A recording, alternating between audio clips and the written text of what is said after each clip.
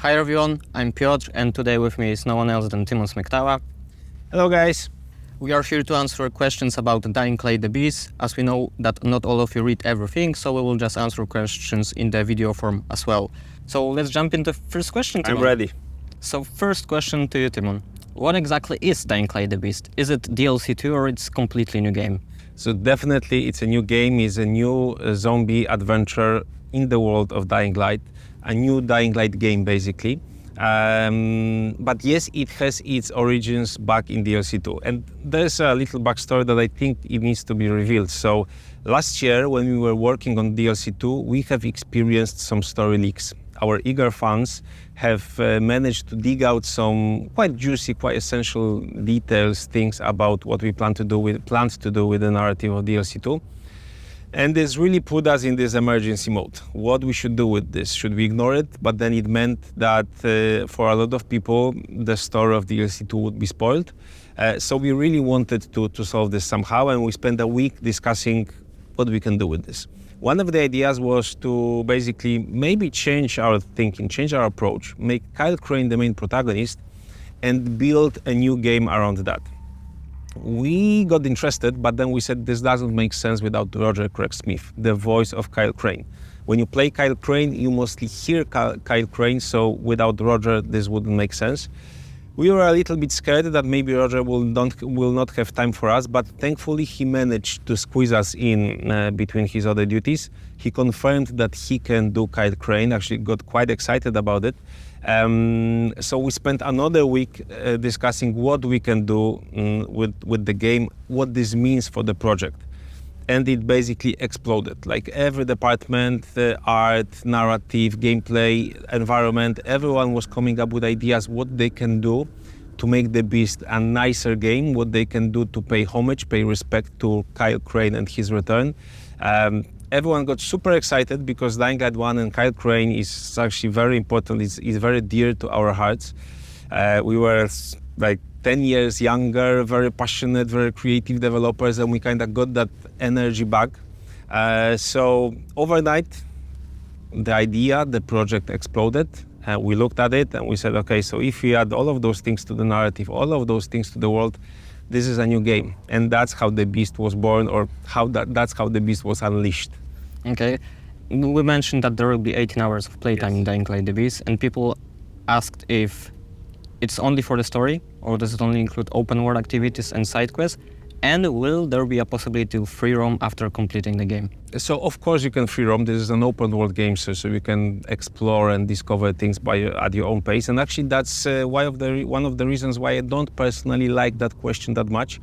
I know it's important for players, but then for me in open world games, especially in open world games like Dying Light, where you can solve different situations however you want, it's very hard to give a very specific number. So the 18 plus hours is our estimation of how long it takes to complete the main story, the side stories and activities, but it doesn't really look at how much you explore, at your gameplay style. So if you are that kind of person that likes to find every collectible, every node, every Easter egg, because of course we'll have plenty of those as well, then you can spend much more time in the Beast. Next question is, when exactly does the story of Dying Light the Beast take place?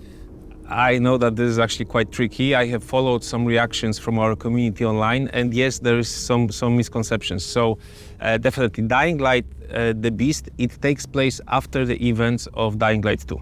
So in terms of timeline, it's after the events of Dying Light 2. Now Kyle Crane has spent, what we are revealing so far, 13 years being captured and being experimented on. And now if you compare the dates, you see that actually there's a bigger gap between Dying Light 1 and Dying Light 2, longer than just 13 years. So there's a question what happened with those other years in between. I think players will find answers to all of those questions in the game. That's actually one of the goals for us, to answer a lot of questions from Dying Light 1 and Dying Light 2. But the simple answer to your question is that Dying Light the Beast takes place after the events of Dying Light 2. Okay. And how big is the map? People also asked if you can give a comparison in Dying Light 1 or Dying Light 2. So definitely it's not as big as Dying Light 2. We position Dying Light the Beast as slightly smaller game, like more compact. But definitely the map is, we approach the map in a completely different way than we did, for example, for Dying Light 2. I think it's closer to Dying Light 1 or the following in a way that we wanted to make it really a handcrafted open world. What that means is that basically every part of the world has been touched by our artists. They didn't have to think in terms of, okay, we have this large scale of city to generate with lots of buildings, and they could focus on the Castor Woods Valley, on the new environment for the game, and make sure that everyone is handcrafted, everyone is because of that engaging. Every element of the world hides a lot of secrets, and is basically multi-layered. It's like not obvious that if you look at something, it's exactly the thing that you see, because maybe behind the corner, maybe when you jump at the obstacle, you will see something different. So even though the map is more compact, it's definitely super dense with things to do, things to discover, things to find when exploring. Okay, and right now we are going to some more interesting questions. I think all of those were interesting already, so I wonder what's next. But people asked, will there be new enemy types and new guns? And will they be able to see some of them in the game? So definitely we are expanding on every system, every mechanic that players know from Dying Light games. And yes, there will be new enemies. Of course, we just starting uncovering everything about the beast, so we will not reveal everything. But two things I can say right now is that the one big new thing in Dying Light the Beast are the freaks. Freaks are those special infected, mutated due to experiments, kind of similar to the experiments that have been run on Kyle Crane. So they are in that beastie, powerful, super dangerous version of themselves, mode of themselves, and players will be able to find a number of those freaks as they explore the open world. Another new thing in the Beast is our new take on human NPCs. So probably players know that our human NPCs, human enemies, they can fight quite well when it comes to melee combat, but they actually weren't able to shoot for a very long time. So right now we are also introducing shooting AIs. And actually maybe it's worth mentioning that even though we are not turning the Beast into a shooter, this is not our goal, this is not the direction we are heading. I think players who like to participate in shootouts with smart enemies that think in a kind of tactical group behavior type of way, they definitely will get that in the Beast. And what about the Nightrunner tools? Will Kyle have access to Nightrunner tools from Dying Light 2? Or can we expect some new one? So I think here is actually the first moment where I can't really talk about too many details. We are not focusing on that right now. We are not revealing this, but we will reveal that soon, of course, before the release. What I can say right now, which I think is relatively safe, is yes, that grappling hook makes a return. And that's where I have to kind of put a dot at the end of the sentence. Please stay tuned for more info. Apologies, guys, I can't reveal everything right now. And will people be able to expect some old characters coming to the Dying Light the Beast? Okay, so now we are in the phase of questions that I can't really answer all of them. So yes, Kyle Crane returns, and I think that's enough for big enough reason for to get excited and to have kind of build anticipation for the Beast. Sorry, that's all I can say right now. So please bear with us. I think you understand it, right? This is a game that has a very interesting story. We are actually quite proud about the story and how it connects Dying Light 1 and Dying Light 2. But because it was born because of spoilers, like we really would like to avoid the spoilers right now. So I'm keeping my kind of lips sealed and I will not reveal that. I think you will get the most fun when you will actually discover how the story unfolds and whom you will meet as you play the game. Are there any plans to improve Dying Light the Beast after launch, and will we still support Dying Light 2 for the 5 years as we promised? Okay, so actually two questions in one. So the first one, Dying Light the Beast and post-launch support. I think it doesn't make sense to talk about it right now because first we need to launch the game. So we will reveal our plans closer to the release date. And that's all I can say at this moment. When it comes to Dying Light 2, it's actually super easy answer. Yes, Dying Light 2 will be supported for the 5 years as we have promised.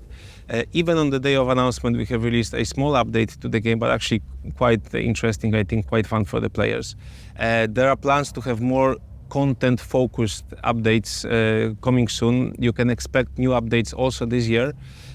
So it's a very serious promise for us. We have promised our community that we will support Dying Light 2 for 5 years, and we are sticking to this promise. Okay, and coming to Dying Light 2, we saw a lot of comments about it. Will there still be DLC 2? So we don't have plans to have a narrative DLC for Dying Light 2 right now. We had those plans, as we explained at the beginning. That DLC has evolved significantly into the Beast, changed into basically a completely new standalone game.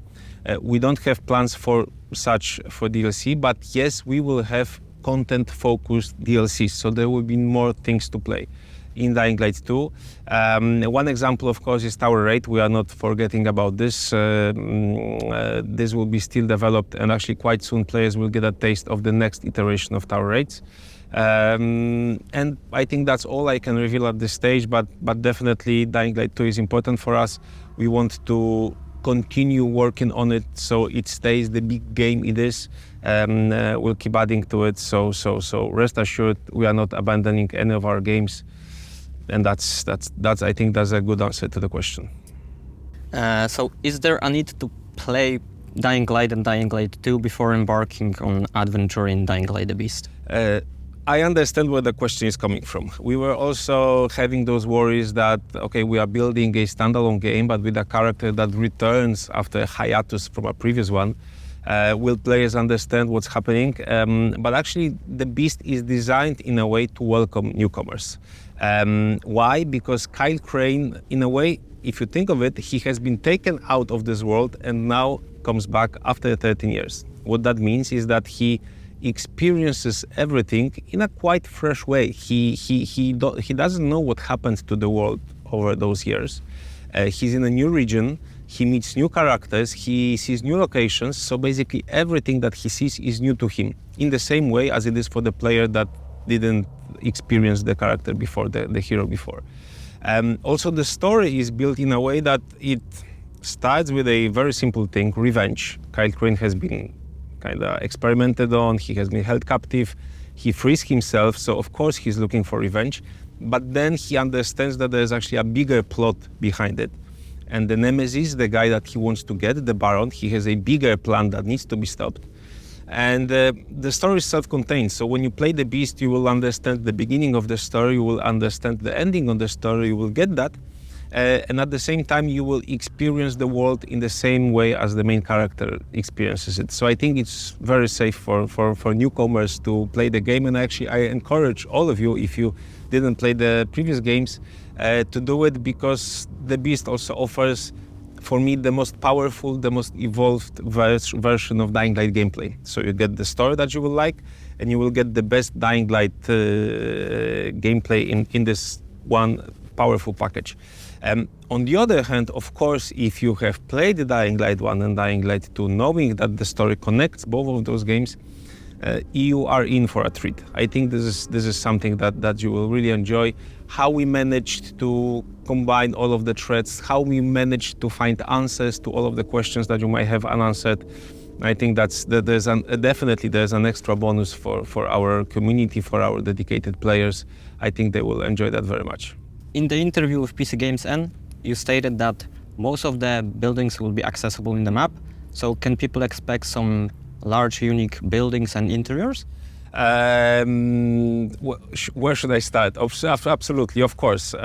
Castor Woods Valley, the open world where the game takes place, is full of different biomes, areas, but also building structures. As I said, we have approached the open world with a very kind of handcrafted mindset. So we wanted to touch basically every square inch of the map and find and put some secrets there, some details that players will be able to appreciate. There are big buildings, there are small buildings, there are actually quite a lot of them. And we are also using those to be a kind of a method of delivering parkour to the game. Of course, the environment is not urban, it's not city-like, so it's a little bit more difficult for us to find places for parkour. So that's why we are using those buildings. And how we are using them, so the mindset, the approach, the direction is that every time when you see a building that you would like to go into, you actually have to use parkour. You have to climb something, maybe you have to do a wall run and jump, maybe you have to solve a simple environmental puzzle. I think there are maybe 1, 2, maximum few buildings where you just enter through them through like front door that are open on the ground floor. Usually you have to use your parkour skills to get into those, and usually there's a nice secret for you to discover. In the trailer, we show that there will be track in Dying Light the Beast, and people already ask if there will be possibility to swap between first-person perspective and third-person perspective.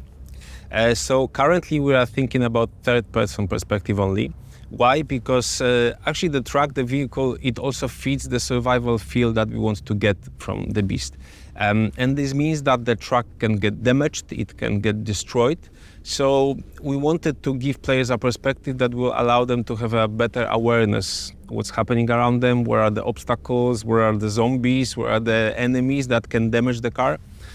So in terms of gameplay, this is what works best, and we are sticking to third person.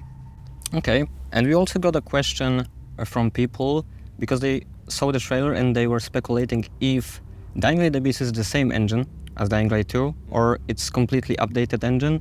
They can see some improvements, graphical improvements, technical improvements. So it is the same engine that was used for Dying Light 2, our own in-house engine, C engine, but of course, as with everything in game dev, and especially with us at Techland, we are trying to grow everything, like all of our tech, all of our gameplay systems constantly. So the engine has been updated, has been improved over those 2.5 years, and it brings a number of technical visual improvements also to the game. We focused, when choosing those improvements, we were focusing specifically on things that increase immersion. We want you to really feel like you are inside the world of Castor Woods, as you are in the world of the beast. So we looked at things like lighting, quality of lighting, skyboxes, materials, weather effects. All of those things got improved in the beast, are significantly visibly nicer, more advanced. So even though the engine is the same, it constantly evolves, and this is the next iteration, the next evolution of that engine. Okay. And we have the last question for you, Tymon. Great. It goes super fast. I feel like it goes super fast. So people saw the scene with Kyle on the trailer, and there saw something happen to this eye. Yes. And there's a question: is Kyle right eye blind? So apologies again, I can't really reveal this to you at this stage, but of course there's a secret, there's a meaning to how Kyle looks and his eye. And again, I encourage all of you to discover that in Dying Light the Beast. For me, the Beast is actually the must-have for any Dying Light serious fan. So hopefully you will enjoy it when it's released, and definitely you will get answer and the resolution to what happens to his eye. And that was the last question. Thank you so much for being with me, Tymon, today. Thank you so much, a pleasure. And be sure to follow our social media channels because we can't wait to reveal more about Dying Light the Beast in the future.